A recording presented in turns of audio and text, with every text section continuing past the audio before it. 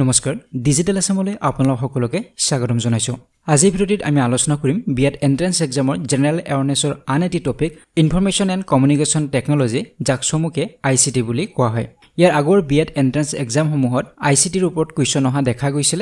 গতিকে আইচিটিৰ ওপৰত কেনে ধৰণৰ কুৱেশ্যন আহিব পাৰে তাৰ মোটামুটি এটা ধাৰণা আপোনালোকে পাব সো এই ভিডিঅ'ত আমি 15টা কুৱেশ্যন আলোচনা কৰিম আইচিটিৰ ওপৰত ইয়াৰ ওপৰত আপোনালোকে বহুতো কুৱেশ্যন চাব লাগিব বহুতো কুৱেশ্যন ইয়াৰ পৰা হ'ব পাৰে আইচিটিৰ ওপৰত গতিকে এনে ধৰণৰ কুৱেশ্যনবোৰ আপোনালোকে প্ৰিপেয়াৰ কৰিব এতিয়া আৰম্ভ কৰিছো আজি ভিডিঅ'টি প্ৰথম প্ৰশ্নটো হৈছে আইচিটি ষ্টেণ্ডছ ফৰ আইচিটি ফুল ফৰ্মটো কি আইচিটি মানে কি বুজায় অলপ আগতে মই কৈছো কথাখিনি সো ইয়াৰ উত্তৰ কোনটো হ'ব ইয়াৰ উত্তৰ হ'ব option number D information and communication technology যাক চমুকে আইচিটি বুলি কোৱা হয় এতিয়া আইছো কুৱেশ্যন নম্বৰ 2 লৈকে information technology act 2000 came into force on এই প্ৰশ্নটো সুধিছে যে ইনফৰমেশ্যন টেকনলজি যিখন এক্ট বনোৱা হৈছিল 2000 চনত হেইটো কিমান তাৰিখৰ পৰা কাৰ্যকৰী কৰা হৈছিল সো অপচনত আছে 17 October 2000 9 June 2000 1 June 2000 and 1 October 2000 গতিকে ইয়াৰ শুদ্ধ উত্তৰ হ'ব অপচন নম্বৰ এ 17 অক্টোবৰ 2000 এতিয়া আইছো কুৱেশ্যন নম্বৰ 3 লৈকে Audio visual aids helps students in the class. এই প্ৰশ্নটো সুধিছে যে অডিও ভিজুৱেল এইডছ যিবিলাক ব্যৱহাৰ কৰা হয় যাক অসমীয়াত কোৱা হয় দৃশ্য শ্ৰব্যমূলক আহিলা বুলি কোৱা হয় অসমীয়াত সো এই অডিও ভিজুৱেল এইডছ বিলাক ক্লাছৰুমত ব্যৱহাৰ যে কৰা হয় ইয়াৰ ফলত কোনবিলাক ছাত্ৰ-ছাত্ৰীৰ লাভ হয় স্লো লাৰ্নিং যিবিলাক ছাত্ৰ-ছাত্ৰী স্লো লাৰ্নিং লাহে লাহে শিকে সেইবিলাক ছাত্ৰ-ছাত্ৰীৰ লাভ হয় প্লেফুল যিবিলাক ছাত্ৰ-ছাত্ৰী খেলি ভাল পায় সেইবিলাক ছাত্ৰ-ছাত্ৰীৰ লাভ হয় সি নম্বৰত কৈছে ইন্টেলিজেন্ট বুদ্ধিয়ক ছাত্ৰ-ছাত্ৰীসকলৰ লাভ হয় আৰু ডি নম্বৰত কৈছে কিউৰিয়াছ ষ্টুডেন্টছ যিবিলাক কৌতূহলী ছাত্ৰ সেইবিলাকৰ লাভ হয় গতিকে উত্তৰ হ'ব option number a slow learning যিবিলাক ছাত্ৰ-ছাত্ৰী লাহে লাহে শিকে স্লো লাৰ্নাৰ সেই ছাত্ৰ-ছাত্ৰীসকলৰ অডিও ভিজুৱেল এইডছৰ জৰিয়তে সিহঁতৰ যথেষ্ট লাভ হয় কাৰণ অডিও ভিজুৱেল এইডছ মানে কি সাপোজ ধৰি লওক প্ৰজেক্টৰ এটা সাপোজ ধৰি লওক কম্পিউটাৰ এটা ইয়াতে অডিও শুনিবলৈ পায় আৰু ভিডিও দেখিবলৈ পায় গতিকে শুনি দেখি হিয়তে অতি সহজতে বুজিব পাৰে গতিকে যিবিলাক স্লো লাৰ্নাৰ হয় লাহে লাহে শিকা ছাত্ৰ হয় সেইবিলাক ছাত্ৰৰ বাবে অডিও ভিজুৱেল এইডছ বিলাকে যথেষ্ট পৰিমাণে সহায় কৰে সো এতিয়া আইছো কুৱেশ্যন নম্বৰ 4 লৈকে website is a collection of audio files image files video files and HTML files যে ৱেবছাইট এটা কি ফাইলৰ সংগ্ৰহ হয় কোনবিলাক ফাইল লগ হৈ ৱেবছাইট বনোৱা হয় ইয়াৰ উত্তৰ হ'ব option number D HTML files so যিবিলাক ৱেব পেজ বা ৱেবছাইট বনোৱা হয় সেইবিলাক HTML ফাইলৰ জৰিয়তে বনোৱা হয় গতিকে আপোনালোকে HTML ফুল ফৰ্মটো জানি ল'ব HTML ৰ ফুল ফৰ্মটো কেতিয়াবা সুধিব পাৰে হেতু হ'ব হাইপাৰ টেক্সট মাৰ্কআপ ল্যাঙ্গুৱেজ বুলি কোৱা হয় গতিকে কেতিয়াবা সুধিব পাৰে H for hyper T for text M for markup and L for language গতিকে হাইপাৰ টেক্সট মাৰ্কআপ ল্যাঙ্গুৱেজ বুলি কোৱা হয় 6 লৈকে LAN stands for LAN stands for ইয়াৰ ফুল ফৰ্মটো কি এটো সুধিছে live area network local and national local area network আৰু large area network so ইয়াৰ উত্তৰ কোনটো হ'ব লোকেল এৰিয়া নেটৱৰ্ক যেটো অপচন নম্বৰ সি আছে সো এইবিলাক আপোনালোকে মনত ৰাখিবলৈ চেষ্টা কৰিব লাগিব এতিয়া আইছো নেক্সট কুৱেশ্যনটো লৈকে which of the following statement is correct তলত দিয়া কোনটো ষ্টেটমেন্ট কাৰেক্ট হয় আৰু ষ্টেটমেন্ট কেইটা মডেমৰ ওপৰত আছে অপচন এ আছে মডেম ইজ এ সফটওয়্যাৰ যে মডেম হৈছে এটা সফটওয়্যাৰ বিট কৈছে modem is the operating system যে মডেম এটা অপাৰেটিং সিস্টেম সিট কৈছে modem helps in stabilizing the voltage যে ভোল্টেজ এটা ষ্টেবিলাইজ কৰাৰ ক্ষেত্ৰত মডেমে সহায় কৰে আৰু ডি নম্বৰত কৈছে modem converts the analogue signal into digital signal and vice versa যে ইয়াতে কৈছে যে মডেম এটা এনালগ সিগনেল বিলাক ডিজিটেললৈ কনভাৰ্ট কৰে বা ডিজিটেল সিগনেল বিলাক এনালগলৈ কনভাৰ্ট কৰে গতিকে কোনটো হ'ব শুদ্ধ ষ্টেটমেন্ট হেতু হ'ব অপচন নম্বৰ ডি যেতিয়া আমি কম্পিউটাৰ এটাত মডেম লগাও তেতিয়া সেই মডেমৰ কাম হৈছে কি সো মডেম হৈছে এটা মধ্যস্থতাকাৰী গতিকে মডেমে কি কৰিব এনালগ সিগনেল যিবিলাক আহিব সেইবিলাক কনভাৰ্ট কৰি ডিজিটেল সিগনেল কৰিব বা ডিজিটেল সিগনেল যদি আহিছে সেইবোৰ কনভাৰ্ট কৰি এনালগ সিগনেল কৰি আমাৰ কম্পিউটাৰত সোমাই গতিকে এটো হৈছে মডেমৰ কাম গতিকে উত্তৰ হ'ব অপচন নম্বৰ ডি এতিয়া আইছো কুৱেশ্যন নম্বৰ 8 লৈকে information and communication technology includes যে ইনফৰমেশ্যন আৰু কমিউনিকেশ্যন টেকনলজিত তলত কোনটো ইনক্লুড হৈ আছে অন্তৰ্ভুক্ত হৈ আছে কোন কেইটা ইনফৰমেশ্যন এণ্ড কমিউনিকেশ্যন টেকনলজি বা আইচিটি বুলি ক'ব পাৰো অনলাইন লাৰ্নিংক ৱেব বেছড লাৰ্নিংক learning through the use of EDUSAT আৰু অল অফ দ্য এবাভ গতিকে আইচিটি বুলি কোৱাৰ লগে লগে ইনফৰমেশ্যন এণ্ড কমিউনিকেশ্যন টেকনলজি বুলি কোৱাৰ লগে লগে যিবিলাক টেকনলজিৰ জৰিয়তে আমি কিবা এটা লাৰ্ন কৰিব পাৰিছো বা তাত টেকনলজিও আছে তাৰ পৰা আমি ইনফৰমেশনো পাইছো গতিকে হেইটোই হৈছে আইসিটি গতিকে অনলাইন লাৰ্নিংতো আমি ইনফৰমেশন পাইছো টেকনলজিৰ জৰিয়তে আমি লাৰ্ন কৰিছো ওয়েব বেসড লাৰ্নিংৰ জৰিয়তে এই একেই টেকনলজি ইউজ কৰি আমি কিছু ইনফৰমেশন আমি কালেক্ট কৰিছো বা কিছু ইনফৰমেশন আমি পাইছো আমাৰ এডুকেশন হৈছে গতিকে ওয়েব বেসড লাৰ্নিংটো আইসিটি হয় অনলাইন লাৰ্নিংটো আইসিটি হয় আৰু তাৰ পিছত যেটো কৈছে যে ইডুসেটৰ জৰিয়তে যদি আমি শিকো হেইটো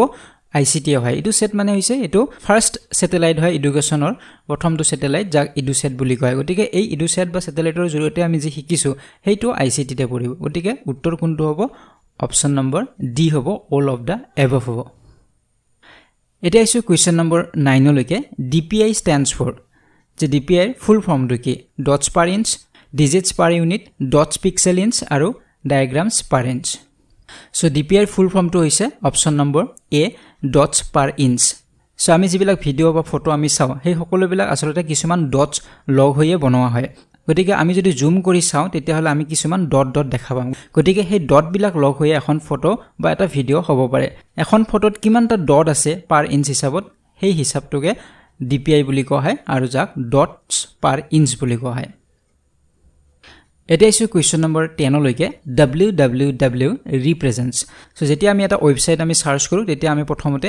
www আমি লিখিব লাগে সো এই www মানে কি আসলে ফুল ফৰ্মটো কি আপোনালোকে নিশ্চয় জানে এটো একেবাৰে সহজ প্ৰশ্ন হয় অপশন নম্বৰ বি হ'ব ইয়াৰ শুদ্ধ উত্তৰ ওয়াৰ্ল্ড ওয়াইড ওয়েব গতিকে প্ৰথম w টো ওয়াৰ্ল্ড বুজাইছে দ্বিতীয়টো ওয়াইড বুজাইছে আৰু তৃতীয়টো ওয়েব বুজাইছে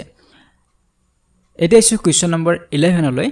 The educational institutions, libraries, hospitals and industries store the concerned information by. So yate hudise je educational jibilak institution ase college hok school hok university hok ba library bilak hospital ba industry bilake jibilak information teoloke store kore সংগ্ৰহ কৰি ৰাখে teolokor information bilak data bilak collect কৰি ৰাখে গতিকে এই bilak কেনেদৰে collect কৰি ৰাখে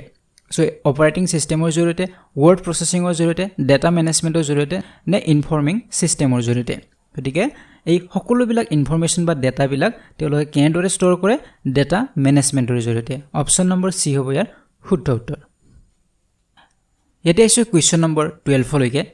1 GB is equal to আমি প্ৰায় কৈ থাকো 1 GB 2 GB গতিকে এই 1 GB মানে কিমান মেগাবাইট হয়